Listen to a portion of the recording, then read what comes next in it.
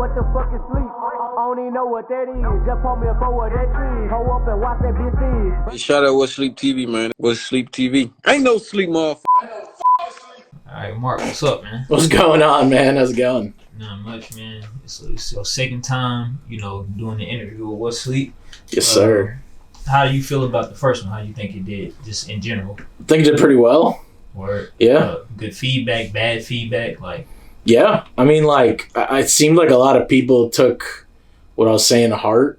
So I guess that's kind of the goal, right? Like, just to empower artists and have more information at their disposal so they know what to do to help them grow and stuff. Yeah. So I'd say it was pretty successful. Nice. Okay. All right. Yeah. This first What Sleep interview outside of, the What Sleep, I call it the What Sleep pad, which, a lot of people don't know. It's my first time seeing this on camera, but you've been knowing that, I'm working on, locations and things of that nature. Yes, sir. But, well, actually, go ahead and, like, for the people that might not know who you are, they might have seen the last interview, maybe not. Just give a, an introduction of who you are. Yeah, for sure. So my name is Webbs. My real name is Mark. Some people know me as both. I am a producer and engineer based out of Nashville, Tennessee. Primarily work in hip hop. And very recently I've become an employee of the performing rights organization SESAC. Nice. So both working on the music business side now and on the creative side. It's given me a lot of good insight into the music business and stuff like that. Nice. What brought up the conversation for us to do this again is because you posted something on your Instagram story. Oh, yeah. Yeah, and I just think it's good information, you know what I'm saying? Yeah, Lil Boosie. Yeah. Yeah, so Lil Boosie, pretty much, just to give viewers some backstory, Lil Boosie recently got $21,000 from a lawsuit where he sued a venue that was playing his music but didn't have an ASCAP license. I think a lot of people, especially a lot of business and club owners, especially the ones I talk to, because a lot of my job at SESAC actually is to license venues. So I'm kind of the go-between between the performing rights organization, the artists, and the venues.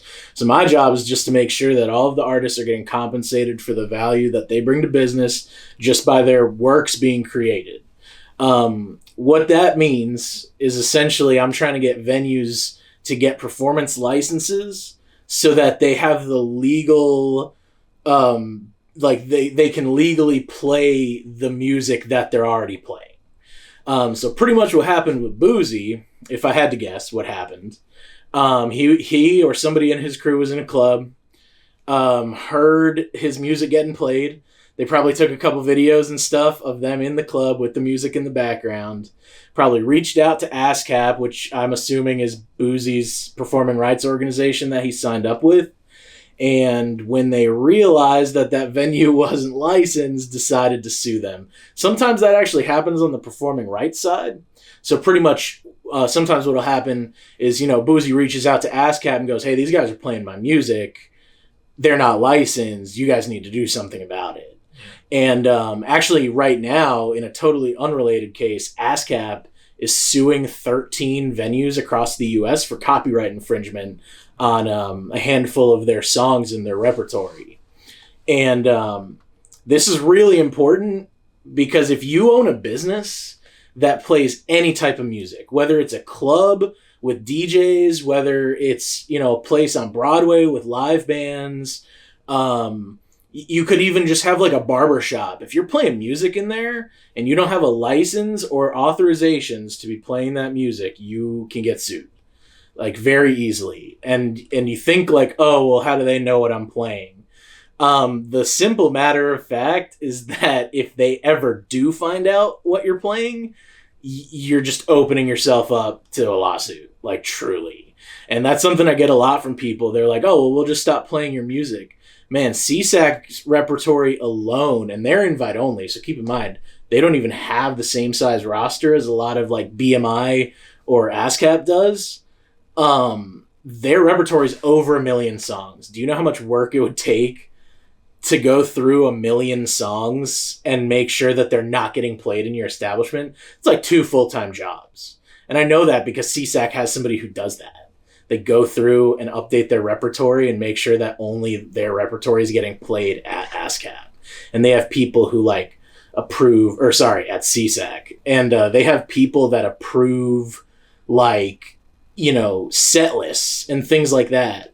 So a lot of venue owners don't have time for that, right? So the easiest and cheapest way is just to get a license. Another way you can get authorizations is to just contact all of the songwriters and publishers whose music you're playing and get the permission that way. But again, it's like, unless you want to sit here and contact like 1,000 publishers, it's just easier to get the license.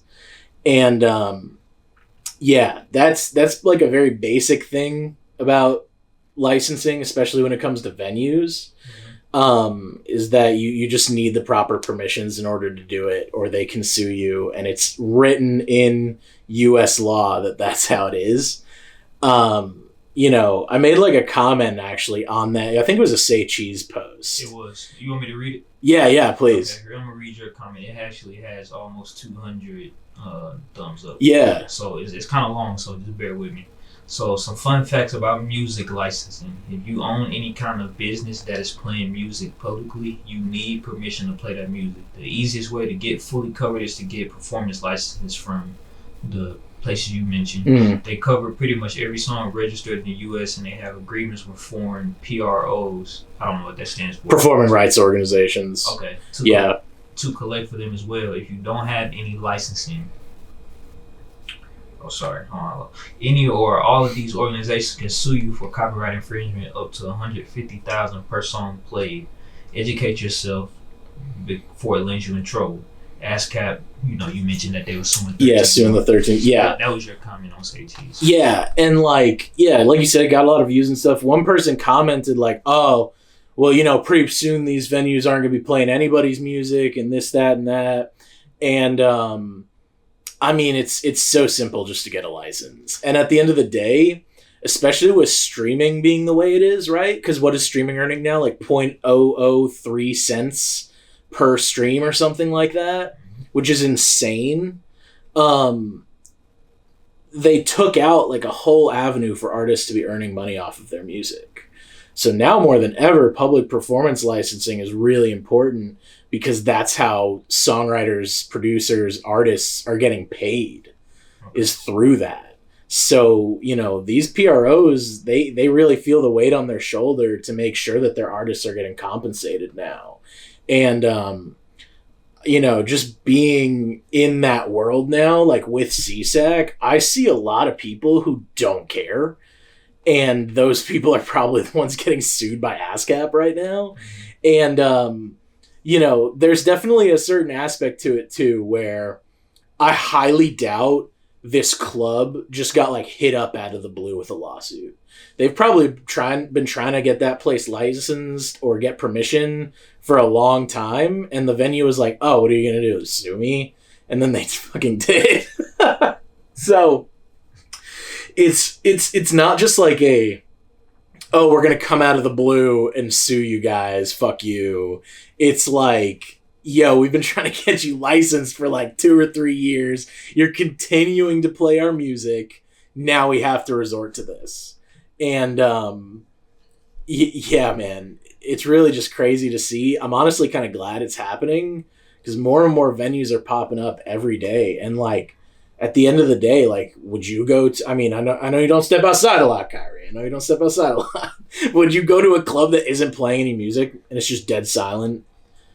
Look, I wouldn't go to a club to begin with, but if it's not playing any music and there's no drink or there's no drinks or women, why the fuck am I here? Well, there you go. Like, so hell no, I wouldn't. Yeah, exactly. So like, even if they're bringing in DJs and stuff, they're still using other people's music. Yeah, I mean, that's other people's property. So. Exactly. It's intellectual property, and like that's the whole point of the copyright laws. So look, I have to go to the barbershop again soon, and you know, basically, for the most part, if you go to a barbershop around the Nashville area, for the most part, they're going to be playing music. You know what I mean? It sets the vibe.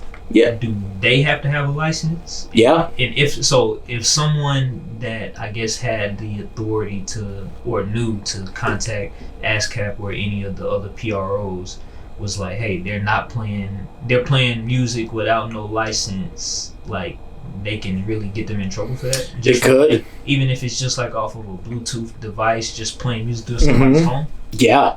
Wow. No, that's actually like, again, a really common use of music that people just don't think is licensable. Because they're like, oh, I'm paying for Spotify, right? One that actually, and this is actually like a caveat to it. Let's say that barbershop used a background music provider. A background music provider is somebody who gets a license from us and then sells their services to other businesses to pump in just background music so that there's music playing. But if you pay for one of those services, you're actually exempt from obtaining a license if that's the only sound that's coming through. Because they are already licensed with us, and part of the fees that you're paying them, whether it's yearly, monthly, or whatever, those fees go towards paying for, the licenses for the PROs. One really popular one is Soundtrack Your Brand. That's one people use a lot. And for something like a barbershop, that's honestly what I would probably recommend, just because it's probably, especially depending on the size, could end up being a cheaper option than going around for it. But now let's say that barbershop has like a bunch of TVs in it and they're always playing sports and stuff. It's actually considered a licensable use of music. Because they are allowed to do that? Nah, they can't. They need a license if they're playing for a bunch of TVs. And that's actually dependent on the size of the place, which I'll get into. Okay. But yeah, a lot of like, we license like apartment complexes because they have a ton of TVs public. At SESAC, one of our biggest payouts every quarter is to a guy who writes theme songs for TV, because his songs are like everywhere on television. And they're getting played in bars, and they're getting played in like apartment complexes. They're getting played anywhere where there's TVs publicly, and they earn a lot of money from that. Like truly, like if you want to make a bag both from sync fees and public performance fees, start writing for like ESPN, man. I'm telling you, you'll actually make some bank on that. And yeah, where I was going with the size with it actually is if you're under 3,000, if your business is under 3,000 square feet total,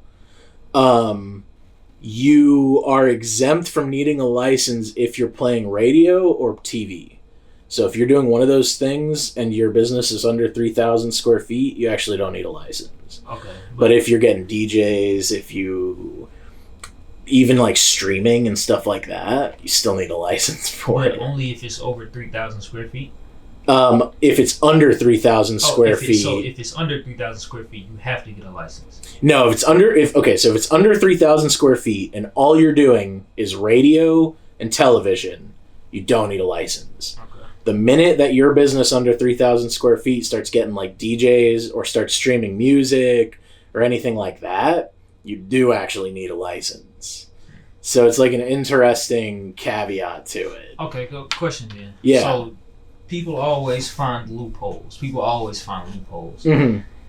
What if somebody says, what is considered radio? Because I mean, Apple Music, it has like, radio there. Like, what if they're just playing some shit off Apple Music or Spotify radio or Pandora? Like, so that's streaming though, right? Yes, because it's considered, the way the law is written is it uses the words terrestrial radio, meaning like, you're tuned into like 105.6 The Beat or something like that. That's what they consider radio. Yes, okay. Exactly. But that's another interesting thing because, like, let's say you're using iHeart, right?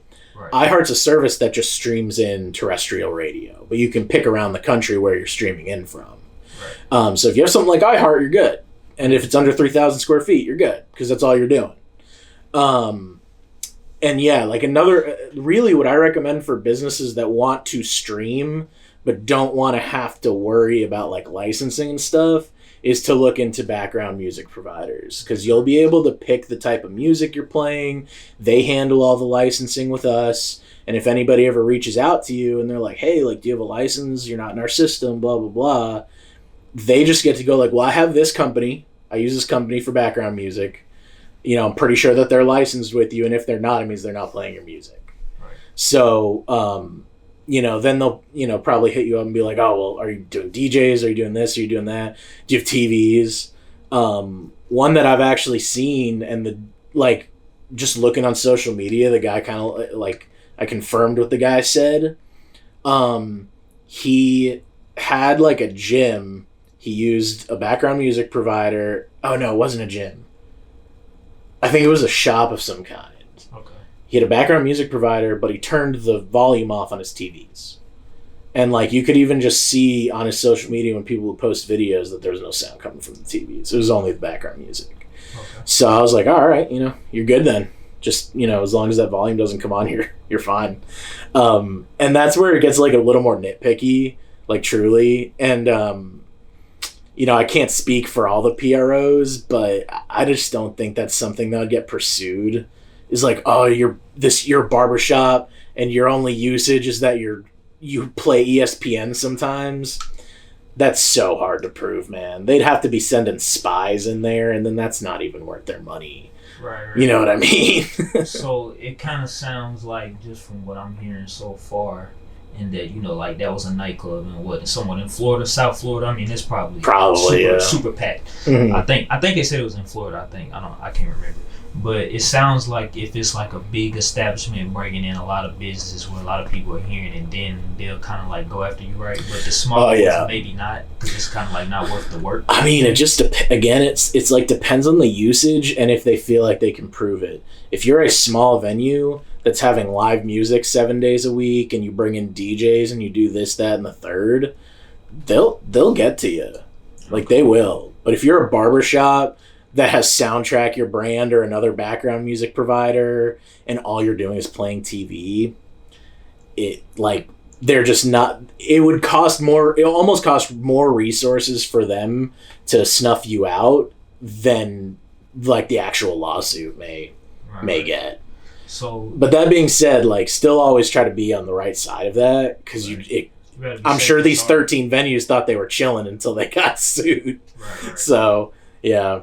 Okay, so I think it seems like a lot of artists don't know about this, and the reason why I say that is because even Waka Flocka, like, he had one of the biggest songs in the United States. A few huge songs in the United States, you know, in the past, and probably recently, but, you know, I don't listen to the radio, but he commented and said, I gotta look into this. And I thought that was crazy that even somebody that's had as much success as him in music, I guess, didn't know about it.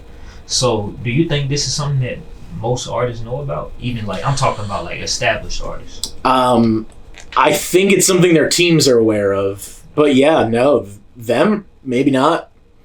There are really like levels to this shit. And again, like, stuff like this isn't necessarily things that artists need to be aware of unless it's like Boosie's case, where like I'm sure they had been trying to get in touch with this venue for a while. Maybe something happened between Boosie and the guy who runs the venue, and all of a sudden he's like, I'm just gonna like take out my phone, take some videos of this shit happening, and I'm gonna get my bag real quick. And that's again, it's like, that's just why you should always be on the right side of it, because if you just play the wrong artist stuff and they don't like you for some reason or anything like that, man, they can hit up their PRO and be like, hey, is this guy licensed with you guys? Oh no, he's not? Awesome. All I needed to hear. And they hang up the phone and call their lawyer. Like, straight up, that's what happens.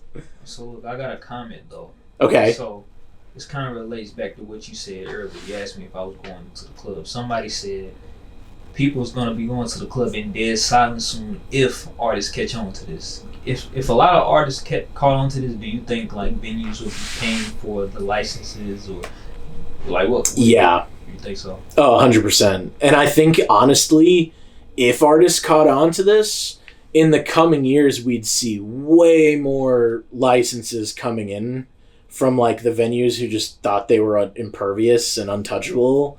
Like, all those venues would start getting licenses because they wouldn't want to be the next ones. Get sued, yeah. Yeah, and at the end of the day, like, it's like we were saying earlier, it's your intellectual property. Yeah. Like, if somebody's using that and they don't even care enough to get the license, I'm sorry, like they kind of know what's getting opened up to them, and this is why I think it's really more important to educate the venues on it. And if the venues are like, you know, don't care and don't want to deal with it, by all means, man, I think artists should be suing them. Shit, I could give you 10 places to go to right now that you get some of your artists to play some of their music and have them sue the fuck out of them. Because, like, seriously, some people really don't care. Some people are like, fuck you, don't call me anymore. I don't give a fuck if I need this, you know, and like, just hang up. Don't deal with it ever. Okay. So I got another comment that I think, I'm not gonna say he makes a good point, but it makes a good talking point. DMV Hoods and News said he doesn't like it. Every artist is going to find a way to finesse their way into getting money out of clubs, and it's going to hurt them in the long run. The clubs is a major asset of blowing a song up. What's your thoughts on that? No, I mean, I agree with that. I do. But at the end of the day, it really just depends on like where you're at. Oh, excuse me. Let's say you're an artist, you know, on the local level, right? Right. Where like you have a good name for yourself locally, trying to reach that next level. Right. I wouldn't be tripping as hard about it. Because like you said, I think there's more value to that club playing it than me trying to like catch the loophole of, oh, they weren't licensed, now I can go sue them. It's going to make you more money in the long run to just like let them try and blow your song. Right. But at the same time, man, they're not just playing, like, let's say you're an artist, they're not just playing your music. Playing a whole bunch of other people's music who are also not being compensated for the value that they're bringing to the business. Right. You know what I mean? So, like, do I think it's wise for local artists to, like, try and snuff out this loophole? No. But I disagree with what he said, because it is on those venues playing music to get licensing authorizations. Like, point blank. Nothing more to say about it. It's in the copyright law. Not only to mention, like, it's another person's intellectual property that they don't have the rights to. You know, it's written in point blank. Like, there it is. They're kind of breaking the law, and they're not doing what they need to do. So, if, you know, more venues like that are getting snuffed out, I think it's better, because they just need to be doing what's right. Okay. So, how did you, are you open to talk about how you learned all this stuff? How did you educate yourself on all this stuff? Was it the internet? Did somebody teach you, books, school? Half of it, half of it was Belmont, for sure. Okay. Belmont taught a good amount about it. Okay. The other aspect of it is that at SESAC, you have to go through like a copyright law course with the legal VP. And he literally just has this whole course, like it takes like two sessions to get through, where he's just spitting the law at you, and like the licenses, why the licenses are written the way they are, why our price structures are the way they are, why certain fee factors on the licenses come into place. It also considers, you know, just like what the actual copyright law is, what it says, why there are certain things exempted from it. And really just working at SESAC in their licensing department has been the number one like education factor on that. Because I knew a decent amount of it when it comes to that. But they educated me like so much more on it, just so that when I'm, you know, on the phone with businesses or whatever, or emailing them, I can just be like, hey, like, this is why this is what it says in the Copyright Law Act. Like, this is why it's important to do. And I honestly, like, shout out ASCAP. I know in all technicalities, like, SESAC and ASCAP are competitors, but them suing 13 venues, people are going to hear about that. And then all of a sudden we're reaching out to places, or they're reaching out to us. And they're like, oh, I heard this happened. Like, should I get a license? And it's like, yeah, I mean, you should, because this is something that can really happen to anybody if you don't have the right authorizations. And now with Boosie doing that, it's like, it might not even come from us, the lawsuit. It might come from the artist team. And they may be like, you just infringed on some of our songs. We're going to sue you, because they have the right to do that as well. Yeah, no, it's there's so much info, man. Another like weird case that we get a lot is the case of like friends and family. So if you're playing music for a group of friends and family, don't need a license. So when you're just playing music at your home and you have friends over and stuff, don't need a license for that. Nobody can sue you for playing that. Glad you clarified that. Yeah. Another like interesting one is with like places that rent out for like weddings and stuff, right? I was just about to ask about that. Places like that, it's actually tricky to get some of them licensed because I mean a lot of venues advertise it as a whole bunch of things where it's like, oh, you can do corporate parties. A corporate party would be licensable. A wedding, not so much, because really when you think about it, it's the bride and groom's like closest friends and family being invited. Right. And it would be really hard to argue that in court, to be like, oh no, like they had like 2 guys there that they've never met before, or like don't follow them on social media. And it's like, I don't know about that one, man. Question. Okay, so it sounds like if somebody's about to plan an event. Okay, is it a hassle from what you know? Do you think it would be a hassle to get a license? Like, is it a quick process? Does it take like a few days? Oh, it's so fast. Maybe an hour? Tops like 2 days. Okay. Tops. Because if you're, let's say you own a venue and you're like, you know what, I just heard about this Boosie stuff. I'm going to call up these PROs now. If you go, you can even just go online. They have sections online where you just fill out the information about your business and you can pay online and you're good to go. They'll send you like the contract and stuff. You just keep it in your notes in case anybody ever contacts you about it. Okay. And you're fine. It can be that quick. Or if you'd prefer to like deal with like licensing departments and you call somebody, again, they're just going to ask for the info they need to like fill out a license. They're going to send it over to you and they're going to charge you the fee. And that's it. Nice. And it is like a yearly thing. So it's definitely not just like a one-time thing. Okay, right. It is a yearly thing. Okay, I was just going to ask that. Is it a monthly thing, yearly thing? Does the price stay the same? And does it change? Like, is it and is there a standard rate or does it differ from? It depends on the PRO. All of the pricing depends on the PRO. Okay. So, yeah, even like with price increases, most of them will. It tends to be about 5% though. 5% increase each year, yeah. What's the increase for? It's generally just to keep up with like inflation and stuff. Oh, okay. Yeah. That makes sense. Okay. Yeah. So what advice would you give to artists that's like hearing about this that may start to, you know, generate a buzz, or they see themselves getting, they see a future for themselves, so they want to educate they want to educate themselves about this early versus just trying to learn all this type of stuff later? What advice would you give to the upcoming artist that's watching this? I mean, number one, definitely educate yourself on your rights as an artist, because the minute you create something, you are granted 5 rights. You're granted the right to reproduction. You're granted the right to make derivative works. You're granted the right to public performance. You're granted the right to public display. And you're granted the right to distribution.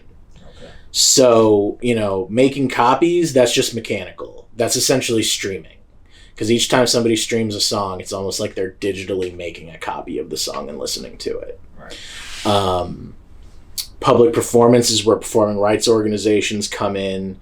So that deals with royalties when your songs are being played live and in clubs. Anywhere where it's a group of people outside of friends and family. Okay. Public display is generally just for physical art. It just means like, you know, you have the right as an artist to decide where your artwork's getting hang up and stuff like that. Okay. Although I do believe, and correct me in the comments if I'm wrong about this, all right, if somebody sees this, but I also believe that comes into play if an artist doesn't want a certain place or person playing their music. So I'm sure you heard in the last election cycle about how like a couple of artists were like telling Trump not to use their music anymore and that they'd sue him if they did. Oh, you didn't hear about that? Yeah, so I think it was Aerosmith. Trump was playing their songs at his rallies, and they were like, stop, or we're going to sue you. Because at the end of the day, they have the control over that with the public display rights to say you can't, I don't care where you display it or what, you cannot do that. Distribution is exactly as it sounds, just the right to distribute it. You'll probably hear a lot about like distribution deals, and that's kind of just when a company or label or distributor or whatever takes a certain percentage of your royalties to distribute your music to streaming platforms and stuff like that. So, some people just do that for free in the sense of like you're paying a one-time payment or yearly payment or whatever.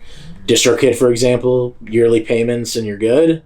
United Masters, they take 10% to distribute to stores, but it's just of the streaming royalties. Okay. And then, oh gosh, what was another one I said? Derivative works. If anybody wants to cover your music or anything like that, you also have the right to earn royalties from that as well, and the right to like decline people. So like Mayr right now, shout out Midtwn Mayr. We're trying to get a sample cleared from Jimmy Eat World, and they just haven't responded to us at all. And it's not like they're pressed to, like it's not anything in the law that says they have to say yes or no.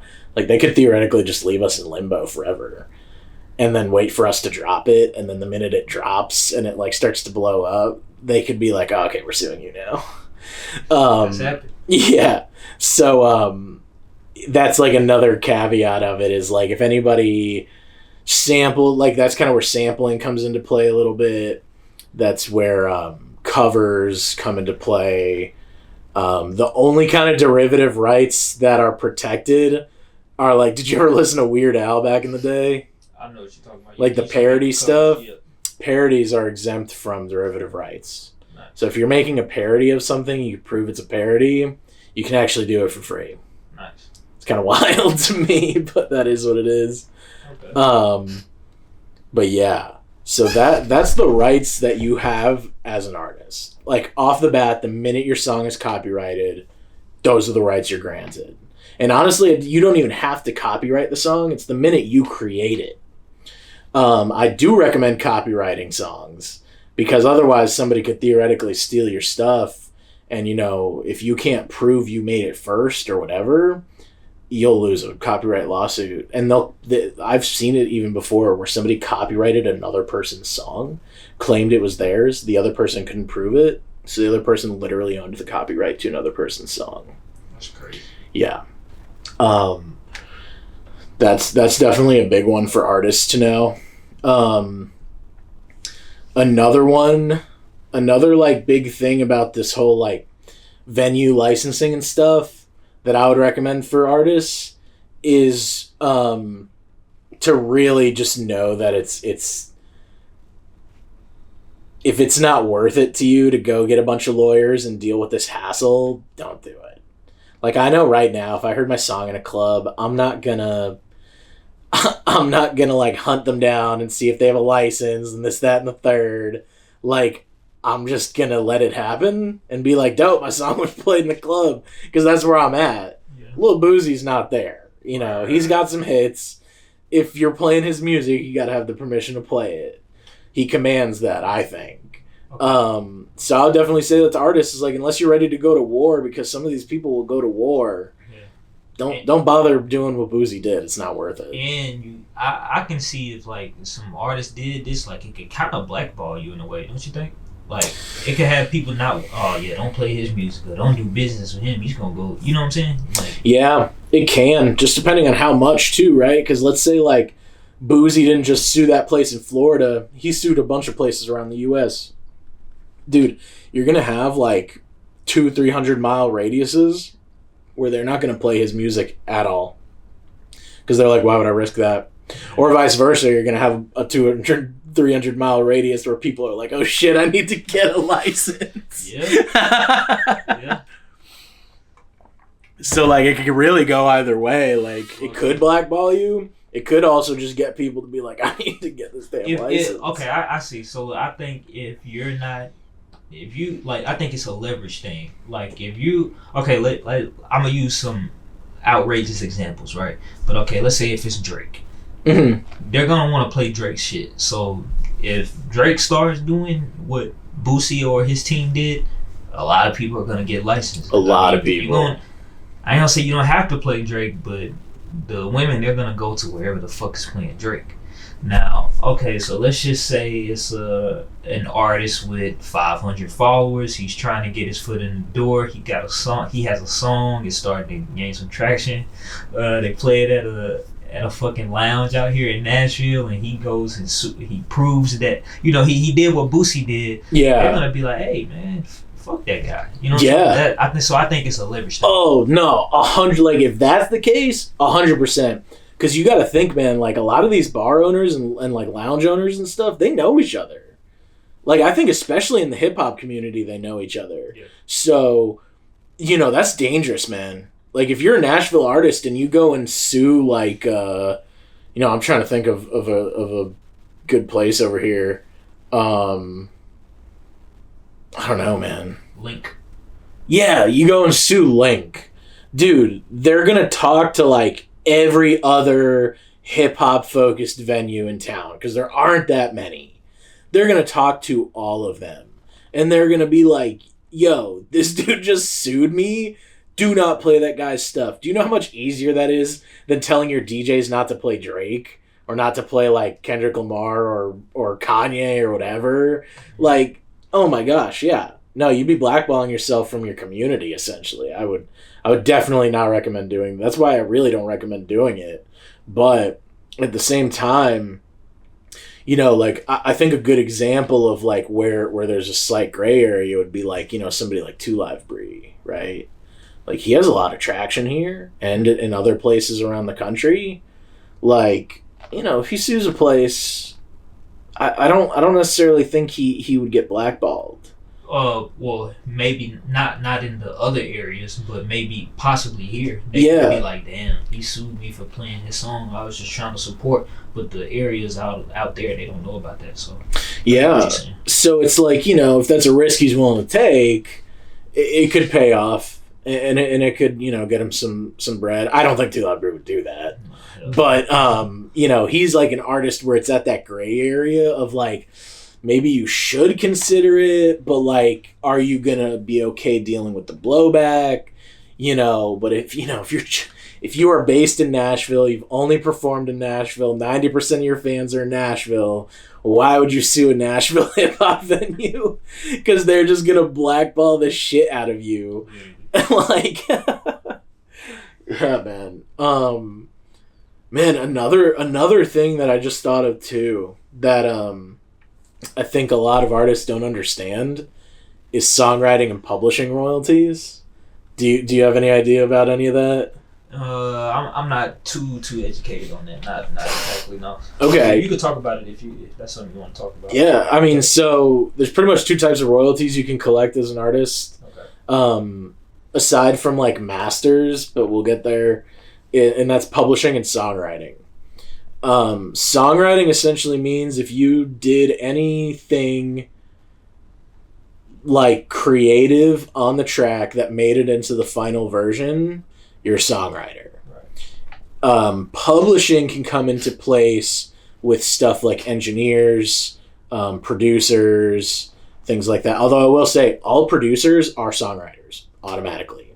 That's something I see a lot of Nashville people not do, is add their producers as songwriters. Producers are songwriters. Doesn't matter if it was you wrote the lyrics, they made the entire instrumentation of the beat, that makes them a songwriter. Yeah. And with songwriting, it's automatic 50-50 splits. So if you have 3 songwriters, 33-33-33, unless you agree to something else. And this is why I always tell people to just get stuff in writing. Like, even if it's just a text, even if it's an email, it's something you can produce where it's like, hey, this is what he agreed to, this is what he said. He said he would do it for 20%, blah, blah, blah, whatever. and you have something to back you up. Publishing can come into play with a lot of different things.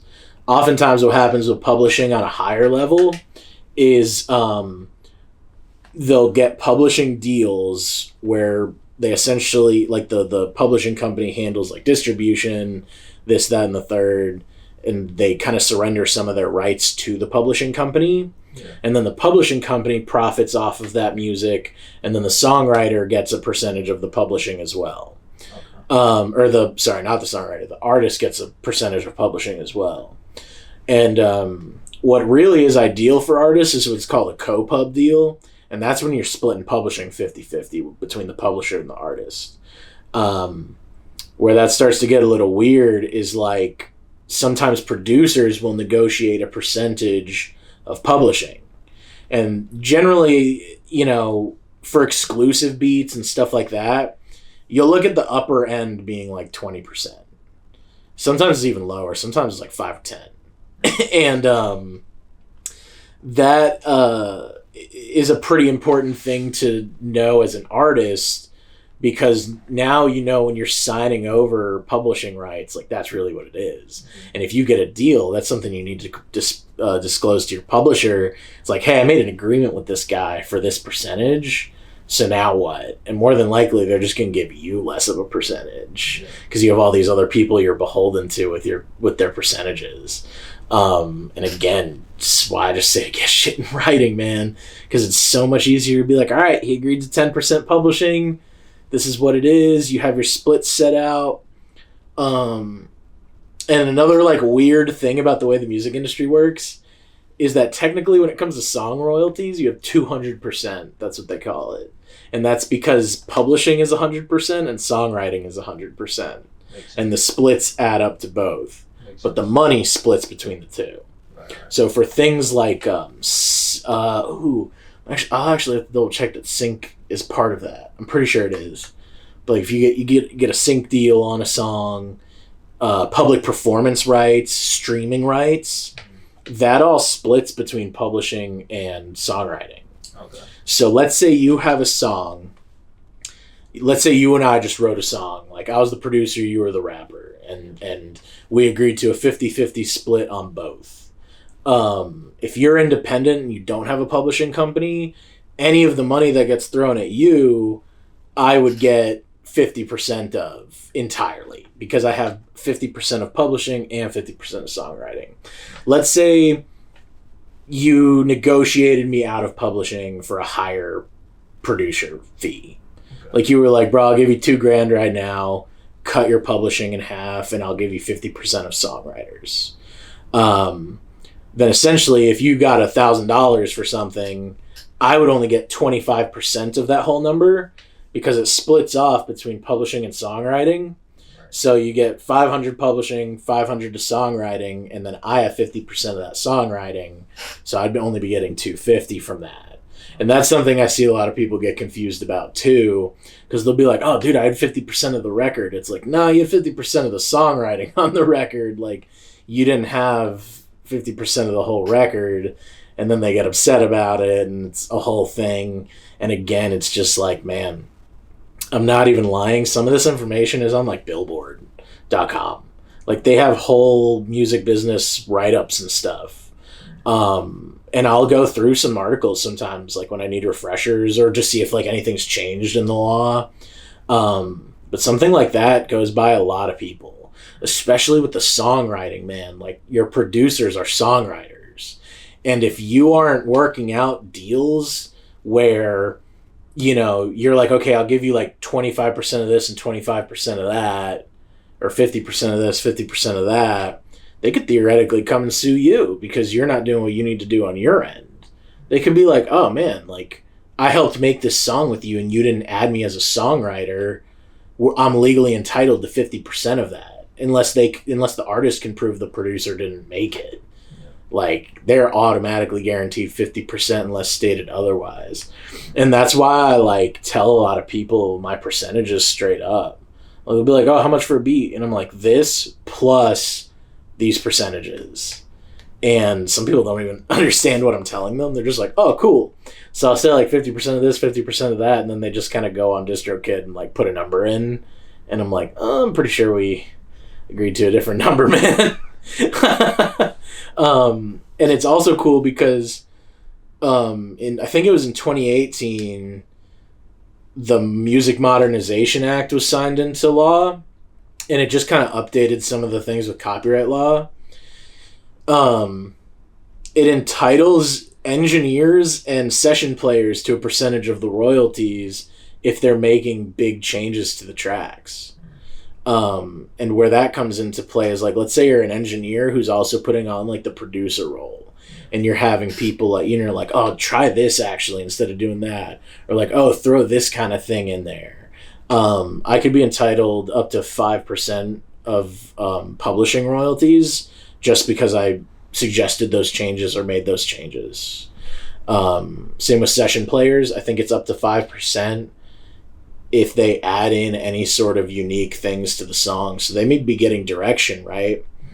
And this segues pretty well to the next thing I was going to say. But they may be adding something in, unless that part that they're playing as a guitarist or as a pianist or something, unless that part is directly on some sheet music and they're playing it like note for note, they could be entitled to songwriting royalties.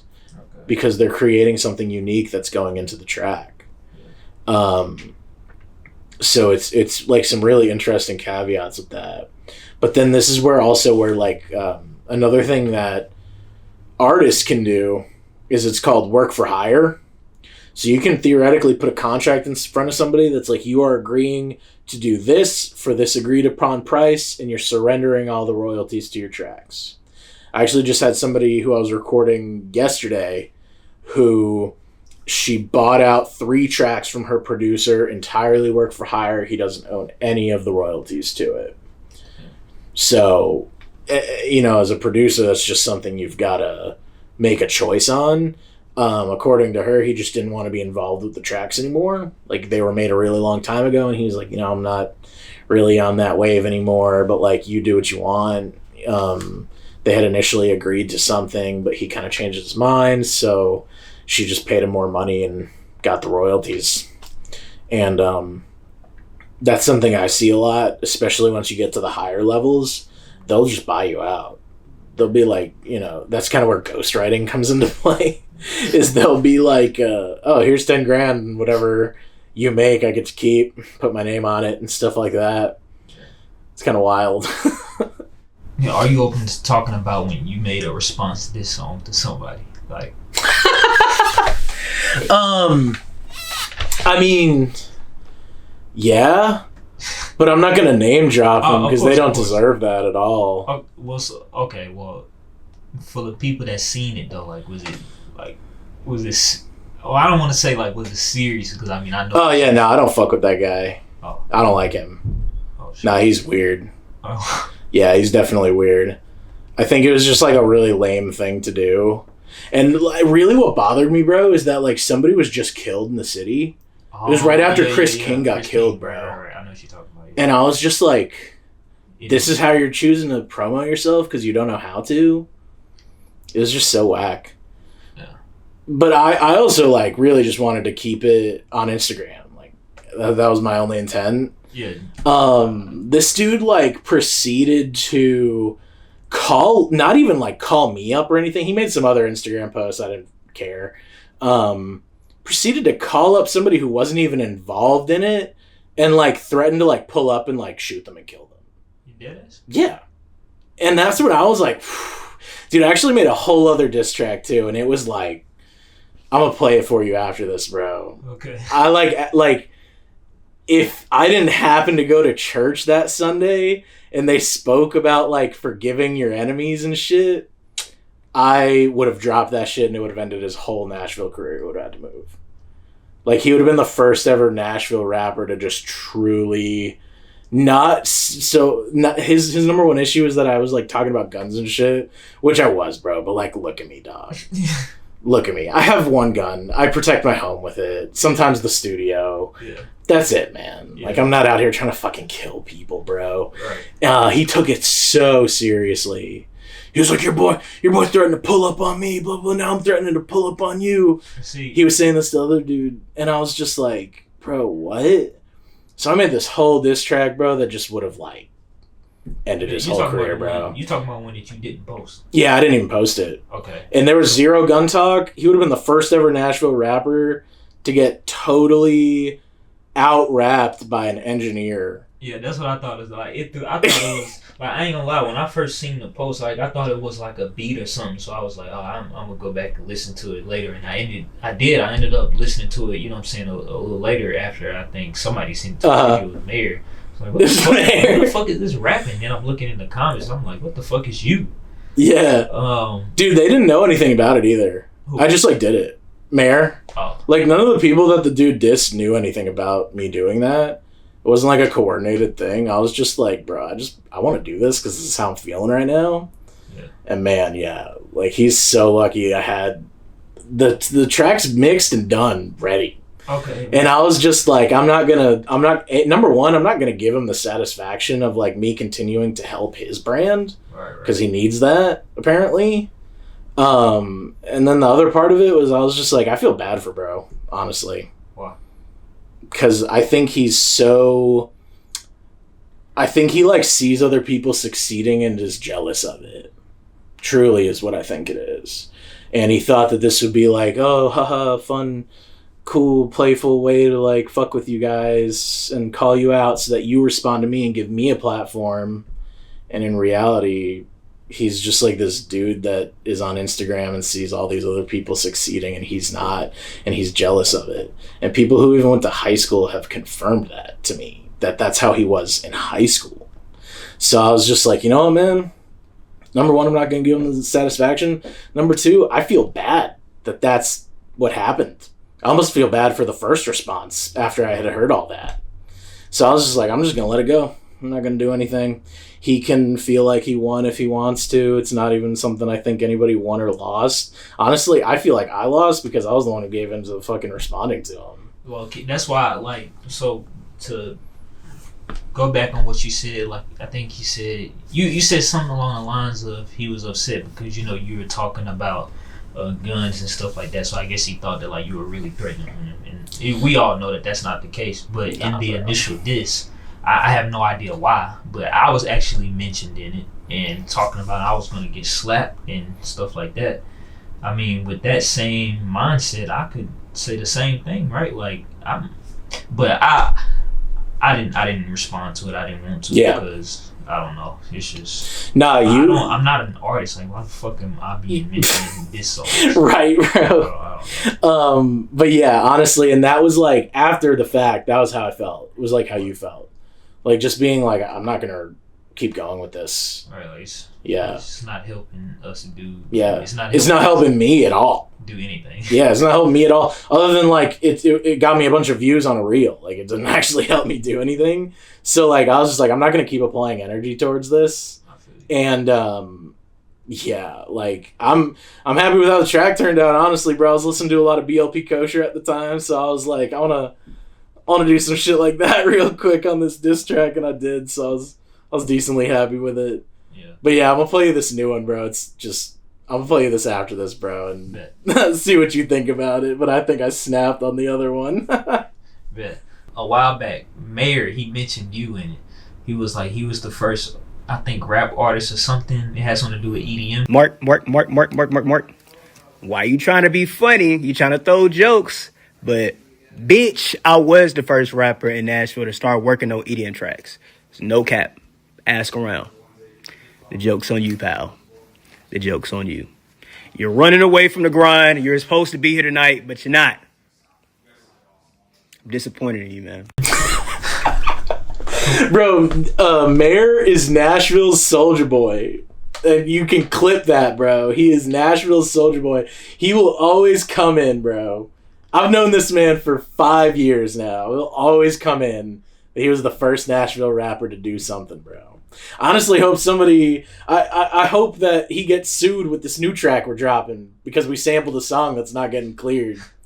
And I hope that when he gets sued, if he gets sued, I'm not actually putting that on him. If he gets sued, he will come out and be like, I'm the first Nashville rapper to get sued for an uncleared sample.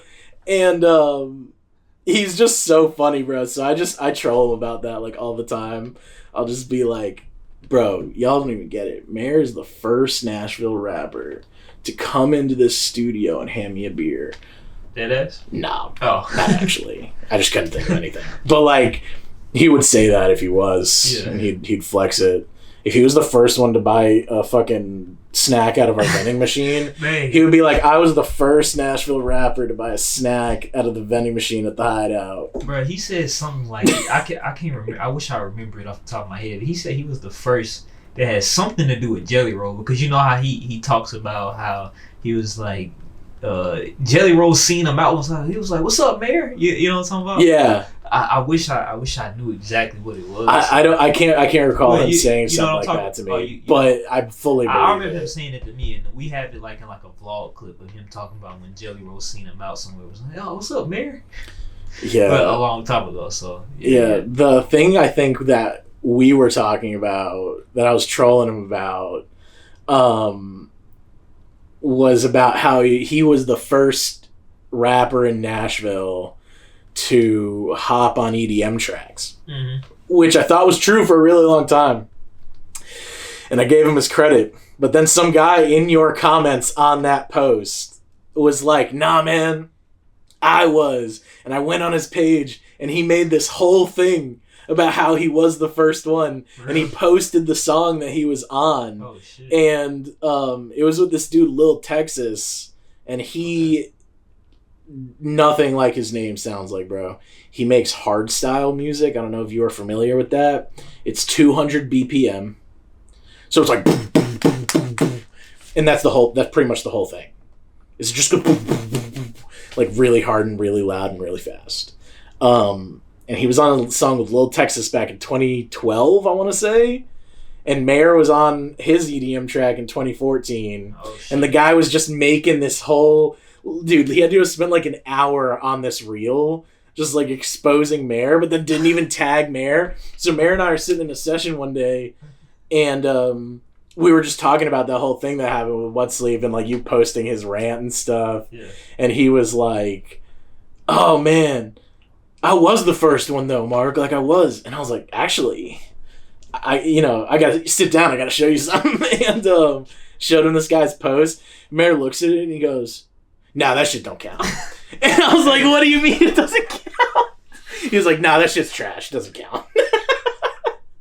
And I was like, wait. Like, now the quality is an aspect of it? And he was like, I mean, I guess. He was like, "Listen, I was the first rapper, all right?" And I was like, "Okay." Just dropped it. Mayr gets exposed. Yeah, he got exposed. Yeah, dude, he stays getting exposed, bro. First it was the stealing studio rags to wipe his ass, and then it was and now we're here, man. How far that's come. Alright. Follow me on Instagram at Beats by Webs. Webs is spelled W3Bz. That's pretty much where I'm mainly at. You can follow me on Facebook if you want. I highly wouldn't recommend it, though, because these days the only thing I'm posting on Facebook is when my wife tags me in something. But yeah, follow me on Instagram, Beats by W3Bz. Go stream Midtown Boys and Midtown without the O. That's the rap collective I'm in with Mayr and Casta Rains. About to drop an EP, actually, this summer. All some smooth ass vibes for you guys. Rich Style music video coming out soon. If it's already not out by the time this drops, go peep that. And yeah, thanks for having me back on, man. Oh, thank you. I appreciate you for your time, bro. Real shit. We make good content together. Yeah, hell yeah. We make good content together, I think.